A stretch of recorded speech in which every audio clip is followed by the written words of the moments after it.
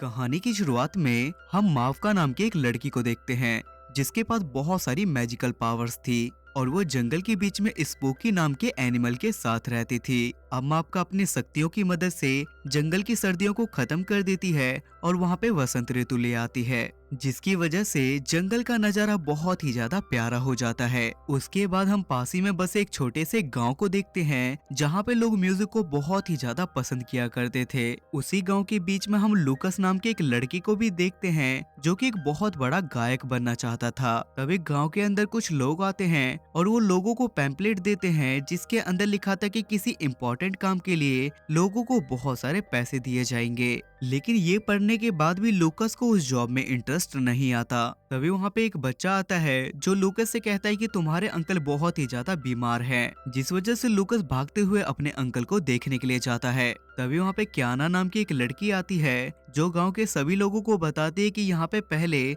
मेरे पापा राजा हुआ करते थे, लेकिन एक बार जंगल में मैजिकल आग लगने की वजह से मेरे पापा की वहाँ पे डेथ हो गई। ये सारी बातें बताने के बाद क्याना गांव वालों को जॉब करने का ऑफर देती है और कहती है कि इस काम के करने के बाद तुम्हें इतने सारे पैसे मिलेंगे जिसके बाद तुम्हें दोबारा जॉब करने की जरूरत नहीं पड़ेगी और उन पैसों की मदद से तुम सभी लोग अपने सपने पूरे कर सकते हो। गांव वालों के पूछे जाने पे जब क्याना उन्हें अपना काम बताती है तो गांव के सारे लोग काफी ज्यादा डर जाते हैं, क्योंकि वो उन्हें ब्लैक फॉरेस्ट के दूसरी तरफ जाके एक पौधा ढूंढ के लाने के लिए कहती है। लेकिन गांव वालों का मानना था कि वो जगह श्रापित है जहाँ पे भूत पिशाच रहते हैं। अगले सीन में हम फॉरेस्ट के अंदर मावका को देखते हैं जो कि एक लाइन को देख ट्रैप में फंसे उसके बच्चे को बचाती है और वो अपने मैजिकल पावर से उसके बच्चे के हाथ को भी ठीक कर देती है। दूसरी तरफ हम लूकस को देखते हैं जहाँ वैद्य उनके पास आके कहती है कि तुम्हारे अंकल को अंग्रेजी दवाइयों की जरूरत है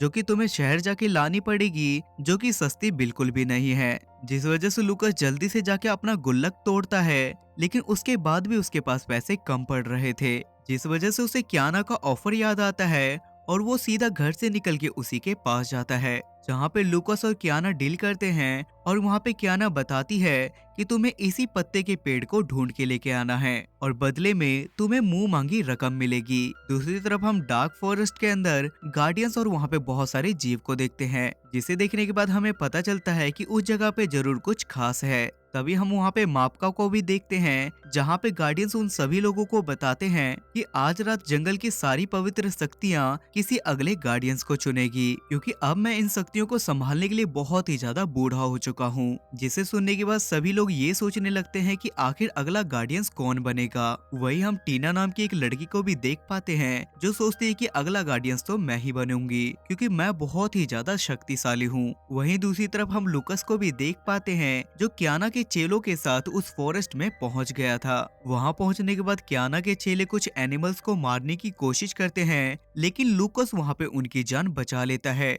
जिस वजह से जंगल में चारों तरफ भगदड़ मच जाती है। ये सब कुछ देखने के बाद मापका जंगल के जानवरों के पास जाती है और उन्हें शांत करने की कोशिश करती है, जहां मापका को पता चलता है कि जंगल के बीच में इंसान आ गए हैं। अब ये सब कुछ देखने के बाद मापका लूकस को डराने के लिए भेस बदल के पहुंच जाती है, लेकिन जब लूकस वहाँ पे अपनी बांसुरी बजाता है तो मापका भी उसकी काफी बड़ी दीवानी हो जाती है। लेकिन जब लूकस वहाँ पे स्पूकी को देखता है तो वो बहुत ही ज्यादा डर जाता है और वो गिर के बेहोश हो जाता है। लेकिन जब लूकस होश में आता है तो वो मापका को बताता है कि मैं अपने अंकल को बचाने के लिए इस पौधे को ढूंढने के लिए आया हूँ, और ये सुनने के बाद मापका भी उसकी मदद करने के लिए तैयार हो जाती है। दूसरी तरफ हम क्याना के चेले को देखते हैं जो कि जंगल के बीच में रास्ता भटक गए थे और जंगल की स्पिरिट उसे बहुत ही ज्यादा बुरी तरीके से डराती है और वो दोनों अपनी जान बचा के किसी तरीके से वहां से भाग जाते हैं। अब क्योंकि लूकस इस जंगल में नया था, जिस वजह से मापका उसे अपने साथ ले जाके जंगल की खूबसूरती दिखाती है। वहीं क्याना के चेले क्याना के पास पहुंच जाते हैं और वो क्याना को बताते हैं कि तुम्हारा आधा चेहरा झुलस चुका है, जिस वजह से वो जल्दी से अपने चेहरे पे एक जादुई चीज लगाती है जिससे उसका चेहरा फिर से पहले की तरह नॉर्मल हो जाता है। और हम यहाँ पे ये भी समझ पाते हैं कि क्याना को वो पत्तियों का पौधा इसीलिए चाहिए था ताकि वो हमेशा के लिए जवान रह सके। अब रात का वो समय आ गया था जब वहाँ पे किसी नए गार्डियंस को चुनना था और मापका वहाँ पे लूकस का भी भेस बदल के उसे अपने साथ ले जाती है। लेकिन थोड़ी ही देर में उन सभी लोगों को पता चलता है कि वहाँ की सारी शक्तियों ने मापका को अपना अगला गार्डियंस चुना है और वहाँ की सारी स्पिरिट्स मापका को अपनी सारी शक्तियाँ दे देती है। ये सब कुछ देखने के बाद टीना को बहुत ही ज्यादा गुस्सा आता है और वो कहती है कि अगला गार्डियन किसी शक्तिशाली इंसान को होना चाहिए था। अब ये सब कुछ देखने के बाद लूकस बहुत ही ज्यादा एक्साइटेड हो जाता है, जिस वजह से टीना को उस पे शक हो जाता है और वो उसे पहचान जाती है कि वो कोई और नहीं बल्कि एक इंसान है, जिसे देखने के बाद मापका अपने मैजिक की मदद से लूकस को वहाँ से भगा देती है और बाद में वो लूकस से मिलके उसके अंकल को ठीक होने वाली दवा देके अपने साथी के साथ उसे वहाँ से निकाल देती है। वहीं हम कियाना को भी देख पाते हैं जो कि लूकस को आते हुए देख लेती है, क्योंकि वो बेसब्री से लूकस के आने का ही इंतजार कर रही थी। जिसके बाद हम लूकस को देखते हैं जो कि मापका की दवाई अपने अंकल को पिलाता है और उस दवाई को पीते के साथ ही उसके अंकल पहले की तरह बिल्कुल ठीक हो जाते हैं। अब कियाना ने अपने चेले को वहाँ पे भेज के लूकस पे नजर रखने के लिए कहा था और उस पत्ती को लाने के लिए कहा था, जिस वजह से कियाना का वर्कर लूकस के घर में जाके उस पत्ती को उठा के कियाना के पास आ जाता है और वहाँ पे कियाना का वर्कर लूकस के डार्क फॉरेस्ट में जाने वाले मैप को भी चुरा के ले आता है। लेकिन इस मैप के अंदर सबसे बड़ी दिक्कत ये थी कि यहाँ पे कियाना को पता नहीं था कि आखिर लूकस को ये पेड़ कहाँ मिला था, जिससे वो सोचती है कि उसे एक बार फिर से लूकस की मदद लेनी होगी। वहीं दूसरी तरफ हम मापका को देखते हैं जो कि इंसानों का भेस लेके लूकस के गांव में आती है, क्योंकि डार्क फॉरेस्ट से बाहर निकलते समय लूकस अपनी बांसुरी वहीं भूल गया था। जब लूकस उसे देखता है तो वो बहुत ही ज्यादा शॉक हो जाता है,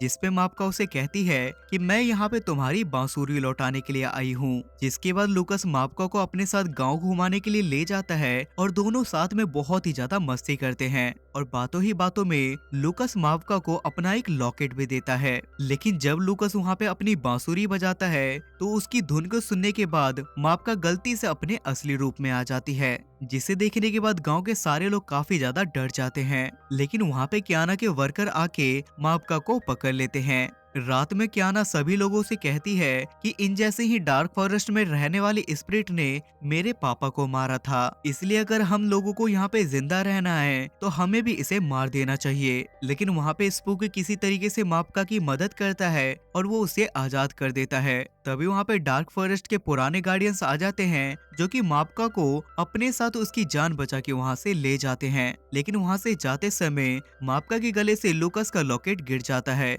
जो कियाना उठा लेती है। जंगल के बीच जाने के बाद ओल्ड गार्डियंस मापका को समझाते हुए कहता है, आज तुमने वही गलती की है जो सालों पहले मैंने की थी, जहाँ पे मैंने एक इंसान पे भरोसा कर लिया था और उसने अपनी बेटी को बचाने के लिए मेरे से सोर्स ऑफ लाइट मांगी। लेकिन जब मैंने एक बार उसकी मदद की तो अगली बार वो अपनी पूरी सेना को लेके यहाँ पे कब्जा करने के लिए पहुँच गया, जिस वजह से मेरे पास उस समय कोई ऑप्शन ना होने की वजह से फायर पावर का यूज करके सभी लोगों को जान से मारना पड़ा ताकि वो पौधा सुरक्षित रह सके। और तभी से हमने इंसानों पे भरोसा करना बंद कर दिया और डार्क फॉरेस्ट का रास्ता भी बंद कर दिया। जिसे सुनने के बाद मापका को ये लगने लगता है कि वो बच्ची शायद कलीना ही हो सकती है। दूसरी तरफ हम कियाना को देखते हैं जो कि वही लॉकेट किसी अपने चेले को पहना के लूकस से कहती है कि ये मापका है और अगर तुमने हमें डार्क फॉरेस्ट में उस पौधे का जगह नहीं बताया तो हम इसे जान से मार देंगे। जिस वजह से लूकस को ना चाहते हुए भी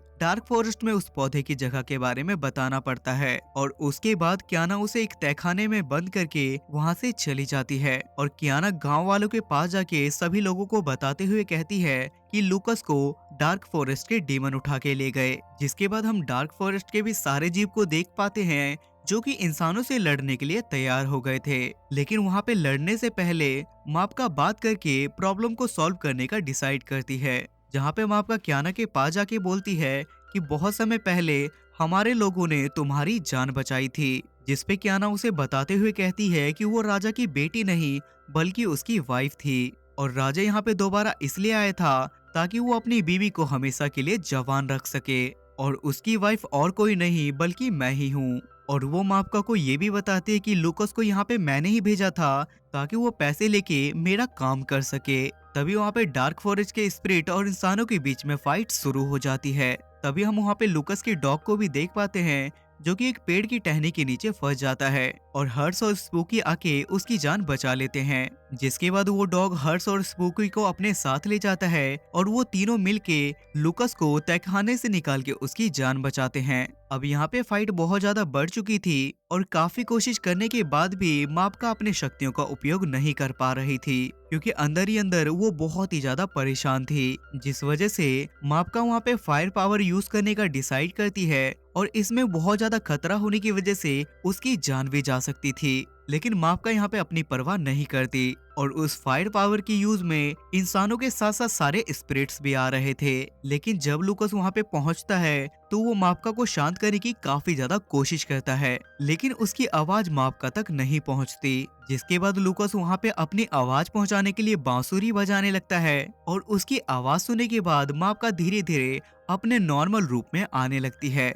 और वहाँ पे स्पिरिट और इंसान मिलके माप्का को शांत करने के लिए प्रे करने लगते हैं। जिस वजह से माप्का वहाँ से नीचे गिर जाती है और थोड़ी देर के बाद उसे होश आता है। जिसके बाद वहाँ पे सब कुछ ठीक हो जाता है और माप्का लुकस को भी बहुत सारी मैजिकल पावर दे देती है और यहाँ पे इंसान और डार्क फॉरेस्ट के बीच में सारे जीव की मिसअंडरस्टैंडिंग क्लियर हो जाती है। दूसरी तरफ हम क्लेना को देखते हैं जो कि सोर्स ऑफ लाइट के पास पहुंच जाती है और जवान होने के चक्कर में वो सोर्स ऑफ लाइट के पानी में गिर जाती है और एक बच्ची के अंदर कन्वर्ट हो जाती है और ये मूवी यहाँ पे खत्म हो जाती है।